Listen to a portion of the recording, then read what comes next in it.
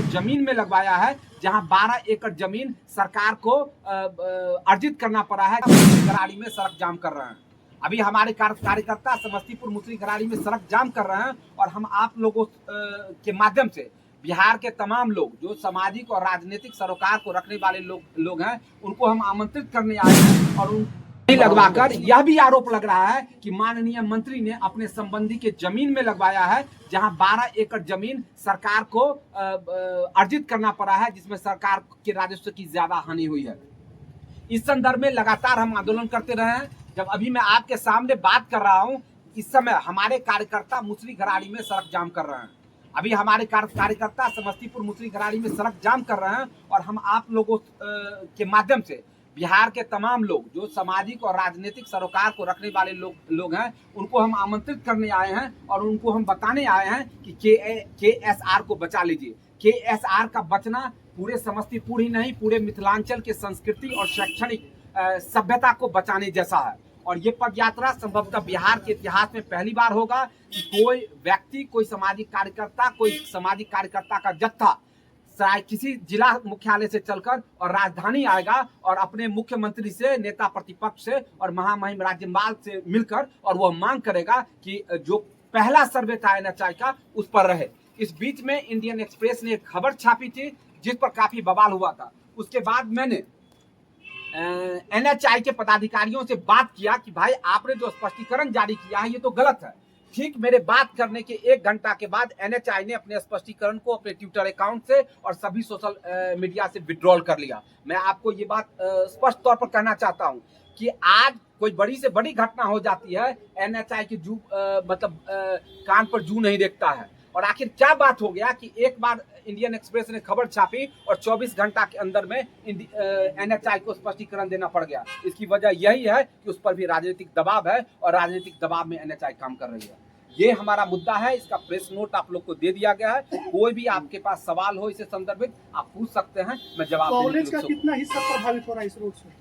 College का जो intermediate का बिल्डिंग है वो समाप्त हो रहा है। कॉलेज का ग्राउंड समाप्त हो रहा है। कॉलेज के स्नातक का जो बिल्डिंग है वो समाप्त नहीं हो रहा है। लेकिन NHI का जो ग्रीन फील्ड का रेगुलेशन 1956 3CDE कहता है, वो कहता है कि जहां ग्रीन फील्ड का निर्माण होगा उसके 70 मीटर के दायरे में, यानी 210 फीट के दायरे में कोई भी व्यावसायिक कार्य नहीं होगा। इसका मतलब है कि अगर ग्राउंड से निकल रहा है तो आज न कल वो मुख्य बिल्डिंग भी समाप्त होगा और इंटरमीडिएट का मुख्य बिल्डिंग भी समाप्त हो रहा है।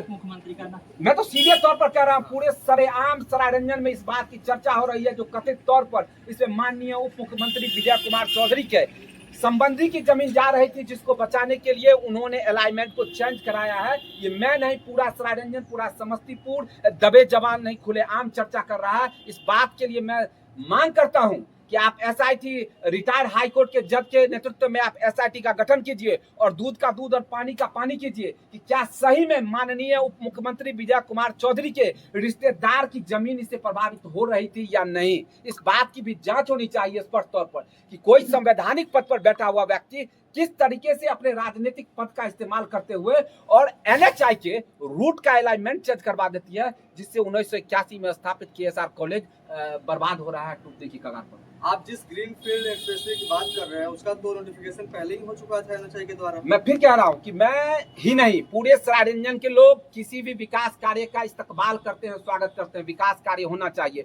और ग्रीन फील्ड भी होना चाहिए, लेकिन इसमें जो टेक्निकल आरोप लग रहे हैं कि जो पहला सर्वे हुआ था उस पहले सर्वे पर रूट बनना चाहिए। अगर पहले सर्वे पर रोड बनता है तो ना तो किसी गरीब गुरबा का घर जाएगा और ना ही KSR कॉलेज टूटेगा।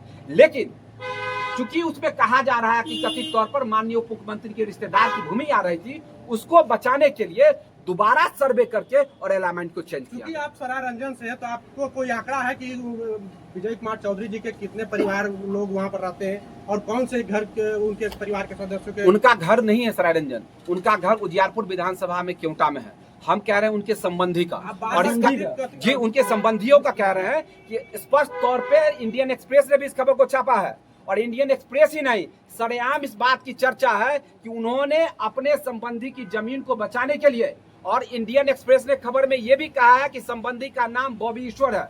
ये इंडियन एक्सप्रेस की खबर है और सरेआम सरारंजन में चर्चा है।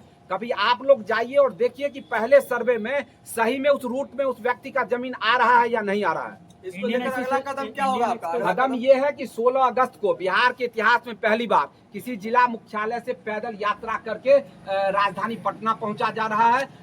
हम पूरे सरायरंजन वासियों की तरफ से हम आ रहे हैं और माननीय मुख्यमंत्री, माननीय नेता प्रतिपक्ष और महामहिम राज्यपाल से मिलेंगे और वहां हम अपना मेमोरेंडम देंगे। और हम तब तक इस बात के लिए डटे रहेंगे जब तक कि इसकी स्वतंत्र निष्पक्ष जांच कराकर और पूर्व जो सर्वे किया गया था अलाइनमेंट को वहां नहीं पहुंचा। इंडियन एक्सप्रेस की जो खबर है उसमें ये भी है कि जब उनसे पूछा गया तो वो बोले कि जो नया वाला रूट में बन रहा है उसमें थोड़ा जमीन भी आ रहा है मेरे परिवार वाला का, तो ये भी आप मानते हैं कि इसमें थोड़ा आ रहा तो पहले वाला ज्यादा आ रहा? अब ये तो आप खुद जवाब दे रहे हैं, खुद वो जवाब दे रहे हैं। मैं भी यही कह रहा हूं कि उनके स्वार्थ की पूर्ति के लिए इंडियन एक्सप्रेस ने सिर्फ खबर नहीं छापी है, सरेआम पूरे सरायरंजन समस्तीपुर में चर्चा है कि किस तरीके से KSR कॉलेज जो लाखों छात्रों का भविष्य जहां बन रहा है उसको बलि चढ़ाया जा रहा है। जब आप लोग यहाँ हैं, मैं आपसे बात कर रहा हूँ, हमारे कार्यकर्ता के साथ पुलिस समस्तीपुर की पुलिस धक्का मुक्की कर रही है और हमारे कार्यकर्ता पूरे सरायरंजन के लोग मुसरी घराड़ी में जाम पर बैठे हुए हैं। मुसरी घराड़ी में NH-28 को वो उन्होंने जाम किया हुआ है। अच्छा, कबरा चौर का जो बात कही उसमें भूमि अधिग्रहण की क्या बात है?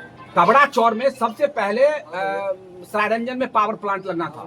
वो पावर प्लांट के लिए गंगसारा में 8 एकड़ जमीन बिहार सरकार की उपलब्ध थी। पहले वहां चिन्हित किया गया था और इसके लिए 12 एकड़ जमीन की आवश्यकता थी, तो बिहार सरकार को सिर्फ 4 एकड़ जमीन अधिग्रहण करना होता। लेकिन चूंकि अधिग्रहण में पैसा ज्यादा मिलता है, इसलिए कबरा चौर में माननीय मंत्री जो जमीन पानी में डूबा हुआ था उसको ग्रामीण क्षेत्रों से, बसावट के क्षेत्रों से पास किया गया। जो NHI का अधिनियम 1956 है वो स्पष्ट कहता है कि जहां सबसे ज्यादा बसावट हो उधर से रास्ता नहीं निकलेगा, जहां सबसे कम बसावट हो, चौर हो, चांचर हो, उधर से सड़क निकलेगी, ताकि सरकार पर भी राजस्व का कम बोझ पड़ेगा और लोगों को भी कम परेशानी होगी। लेकिन इसमें जो NHI की मार्गदर्शिका 1956 है उसका भी स्पष्ट उल्लंघन किया गया है और कहा जा रहा है कि कथित तौर पर माननीय उप मुख्यमंत्री के इशारे पर सारा कुछ हुआ है। हम इसके लिए स्पष्ट जांच की मांग करते हैं कि हाई कोर्ट के किसी रिटायर्ड जस्टिस से आप स्वतंत्र SIT का गठन करवा दीजिए और जांच करके दूध का दूध और पानी का पानी करवाइए कि क्या सही में उस अलाइनमेंट में माननीय मंत्री के किसी संबंधी का जमीन आ रहा था या नहीं। और साथ ही KSR को आप बकस दीजिए, KSR को मत तोड़िए। KSR को तोड़ना पूरे मिथिलांचल के सांस्कृतिक और शैक्षणिक परंपरा को तोड़ना है और हम नहीं होने देंगे। इसके लिए हम मरने के लिए तैयार हैं, इसके लिए किसी भी कीमत को चुकाने के लिए हम तैयार हैं। हम करीब 100 किलोमीटर चलकर सरायरंजन से हम पटना आएंगे और माननीय मुख्यमंत्री और माननीय नेता प्रतिपक्ष के दरवाजे पर हम तब तक भूखे प्यासे बैठे रहेंगे जब तक कि वो हमारी बात नहीं सुन लेते हैं, हमारी बात नहीं मान लेते।